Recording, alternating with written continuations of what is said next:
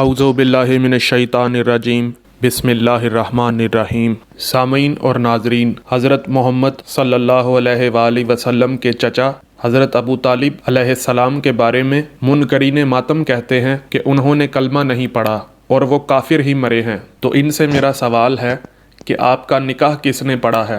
آپ کے والد کا نکاح کس نے پڑھا ہے؟ مولوی صاحب نے یا پنڈت نے؟ پادری نے یا گرو جی نے؟ مولوی نے پڑھا تھا نا؟ تو یہ پتہ کیجئے کہ جس نے آپ کو نکاح کرنا سکھایا ہے، جس نے آپ کو نکاح اور زنا میں فرق کرنا سکھایا ہے، اس رسول معظم صلی اللہ علیہ وآلہ وسلم کا نکاح کس نے پڑھایا تھا؟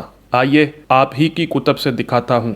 عراق سے تعلق رکھنے والے ابو بکر محمد بن طیب بن محمد بن جعفر بن قاسم، جو الباقلانی کے نام سے بھی جانے جاتے ہیں اور مالکی مسلک سے تعلق رکھتے تھے، اور غیر شیعہ کے ہاں امام العلامہ، امام الاصولین، لسان الامہ یعنی امت کی زبان، قاضی السنہ یعنی سنت کے قاضی، شیخ السنہ، سیف اہل السنہ یعنی اہل سنت کی تلوار، ناصر السنہ والدین یعنی سنت اور دین کے مددگار، قاطع المبتلین یعنی باطلوں کو قطع کرنے والے، کاٹ دینے والے، قامع المبتدعین یعنی بدعتیوں کو دبا دینے والے، اور موضح البراہین یعنی دلائل کی وضاحت کرنے والے کے القابات سے مشہور ہوئے۔ انہوں نے اپنی کتاب اعجاز القرآن میں بھی خطبہ نکاح حضور پرنور صلی اللہ علیہ وآلہ وسلم، جو جناب ابو طالب نے پڑھایا،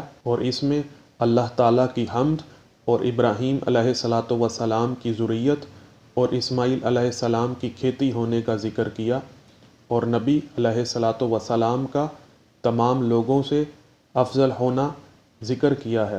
سامعین، اگر آپ کو میری ویڈیو پسند آئی ہے تو ویڈیو کو لائک کریں، کمنٹ کریں اور زیادہ سے زیادہ شیئر کریں، تاکہ ایمان ابو طالب علیہ السلام پر اعتراض کرنے والوں کو ہدایت نصیب ہو۔ السلام علیکم ورحمۃ اللہ وبرکاتہ۔